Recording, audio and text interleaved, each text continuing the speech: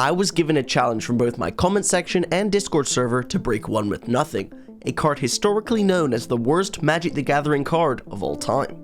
For 1 black mana, you can discard your hand, and that's about it. While it may seem like it has applications with a deck like Dredge, it is not as good as other tools you can use, as there are many Discord outlets that also draw you cards after casting them. Despite all this, I'm going to try and break this card and build you a modern deck. And the deck that I built actually wins games. This deck is built around the Asmarano Mardika Daystin Akuldakar package, having synergy with the Cookbook, Oval Chase Daredevil, and the Feasting Troll King.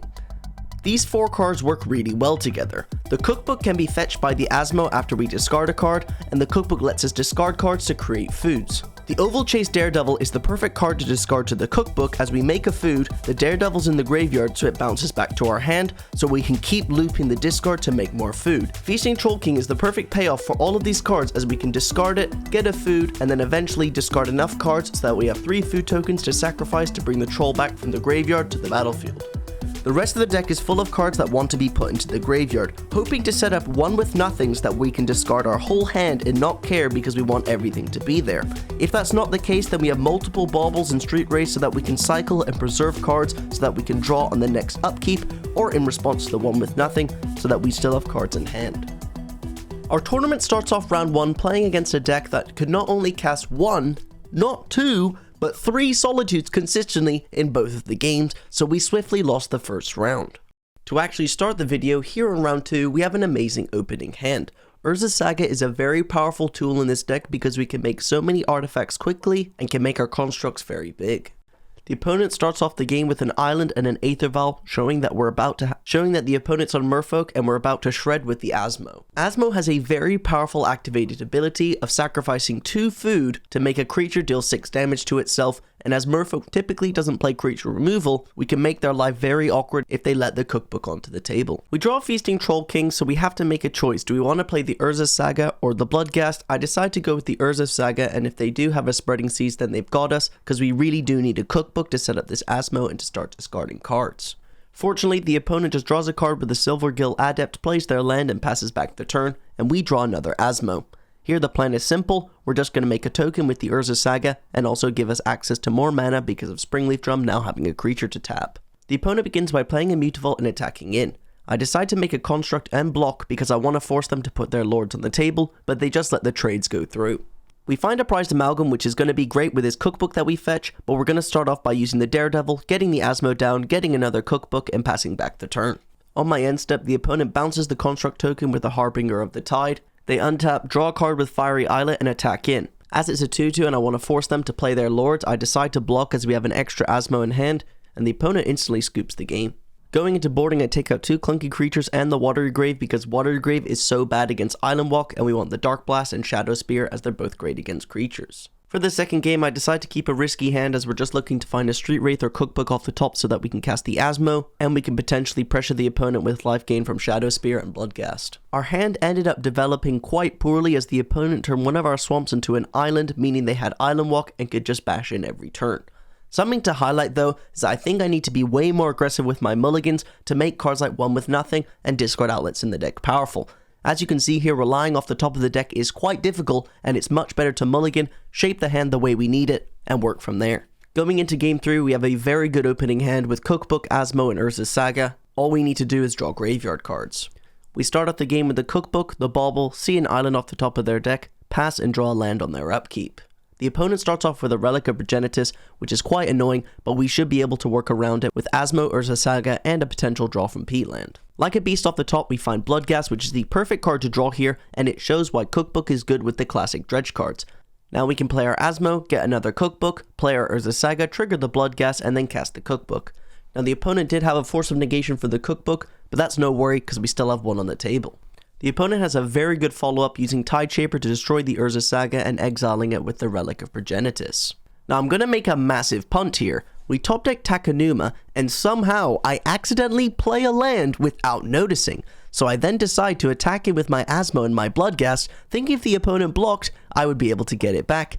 Then I realize, wait a second, you've already played your land. If you want to see more bad plays, don't forget to hit that subscribe button as it really does support the channel. We pass back the turn, the opponent activates the relic, so we discard a card in response, and on their end step we activate Nurturing Peatland to draw a card. Now we do manage to find the one with nothing, however it is terrible in this hand, but don't be worried, in this video you'll see a game where one with nothing is good. Now we play our land, the opponent sacks their relic, so we just start attacking with the Asmo. The thing that's so good about the Asmo here is that the opponent can't really play a spell or a creature because we'll just kill it with the activated ability of the Asmo. So while we did make a mistake with the Bloodghast, we're still massively ahead. I discard the Prized Amalgam on the end step as we don't have a blue source to cast it, because don't forget we boarded out the Watery Grave, so we can only cycle this Street Wraith for our draw step, and we managed to find a Feasting Troll King like an absolute beast. I first go to combat, but the opponent has a Merfolk Trickster, so post-combat we can discard the Feasting Troll King, sack 3 food, get back the Prized Amalgam, and now because we return the Feasting Troll King to the battlefield, we also get back the Amalgam, so that's a nice 10 power to add to the board for completely free. Now from here, the opponent just scoops up the game, and we manage to win. Now I'm not gonna lie, while we did win, this is actually a fail for our challenge. The only time we found one with nothing in the first 2 rounds, it did actually nothing. We just wanted to discard it to make a food. So let's look at a game where we actually cast one with nothing and see if it affects the game positively. This is round 4 of the league. We actually managed to win round 3, and I'll show you that match shortly after we look at this one with nothing game. This hand is really good. We have one with nothing, we have a cookbook, and we have an Urza Saga, all the pieces needed to fuel up the graveyard. To start off the game, we play Swamp, Cookbook, and Mishra's Bauble, and we don't sack the Bauble because there's a chance we want to use the one with nothing to discard our hand, which means that we want to keep the Bauble on the table to draw an extra card. The opponent starts off with a Prismatic Ending on our Cookbook, actually being good because it forces us to use one with nothing as our graveyard fueling card. So in response, we discard the Bloodghast to put that in the graveyard, make a food, and go to our turn. We top deck an Urza Saga, so now we can do a very cool play. What we can do, play our Urza Saga, put the trigger for Bloodghast on the stack, and then cast one with nothing so we can put Prized Amalgam in the graveyard. Now it is unfortunate that we have to discard a second Urza Saga, and we do need to find a land off this Mishra's Bauble so we can activate our first Saga, but hopefully putting 5 power on the board, turn 2, is good enough to pressure the opponent. Richard Garfield really wants us to show the power of one with nothing as we do rip the land off the top of the deck, and the opponent just plays their land, fetches a basic forest, and says go. Like a beast again, we then rip an Asmo off the top of the deck. So I think we should say that alongside one with nothing, the best play is to rip really good cards off the top. So we attack in for 5, and the opponent takes it. Things could get potentially awkward though when the opponent Ella Domrey's calls for a Solitude. So now we've got a Hope. Yeah, hoping don't do too much against a Solitude plus an Ephemerate plus a Renin 6. So now we've got to really try and work around all these cards. Doing my best, I tried to set up a nice turn next turn, but with the Solitude getting an Ephemerate, Teferi Time Raveler making our life awkward, we do get the Asmo down, we do get to kill the Solitude, but then they follow up with an Omnath and a Fury to wipe my board again, just making things too difficult for me to win. Now what was really cool is that in the second game we managed to win because of Life from the Loam returning Urza Saga multiple times outrinded the opponent. Yes, somehow this deck managed to have more cards in hand than the 4-color mid-range deck on later turns. At the end of the second game, we managed to win because of Feasting Troll King coming back, returning Prized Amalgam, and also having access to Asmo. Again though, no win with the one with nothing. In the third game, we managed to crush them again because of Life from the Loam, Urza Saga, and the fact that they kept having to pitch their whole hand with Solitudes and Endurances to try and shuffle away my graveyard, exile my creatures. Just made life really awkward for them. But no matter how hard I tried, I hadn't got a win with one with nothing yet. It's embarrassing, but in my third round I had to discard one with nothing to Lightning Skelemental as I didn't want to discard my Daredevil. To make things worse, in the second game, the opponent had a Dauthi Voidwalker in play, meaning that any card that went to my graveyard would be exiled, making my one with nothing useless. I ended up winning the game because Shadow Spear plus Contract is so powerful alongside a hasty Bloodghast, but I still didn't feel victorious. I thought I pushed my luck for the first 2 games having access to one with nothing, but Richard Garfield blessed me with a third hand with one with nothing, and I was determined to show you its power. Everything about this game was going perfectly. We had Mishra's Bauble, Cookbook, and even top deck a Street Wraith so we can cycle that alongside the one with nothing. I passed back the turn, the opponent untapped, played a Bloodstained Mire, and used 2 mana to cast a Dauthi Voidwalker.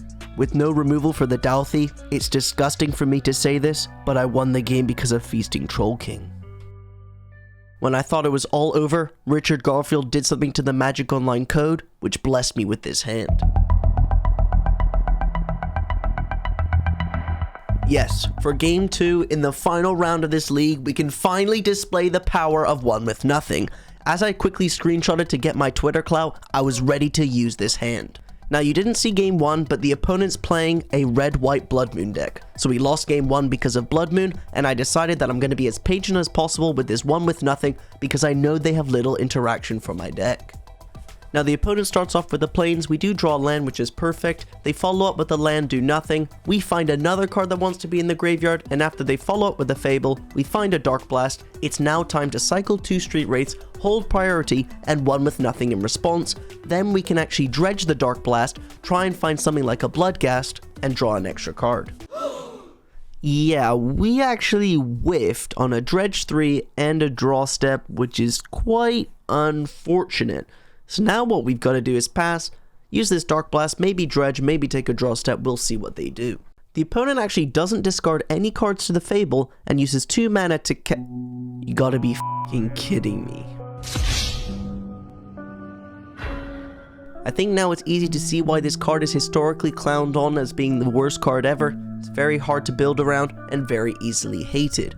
Overall, if you enjoyed this video though, don't forget to like and subscribe and give me a challenge down below. We're going to be opening the chest as we did manage to get 3 wins and 2 losses, so we had a positive win rate. But as always, check out this video because YouTube thinks you'll like it.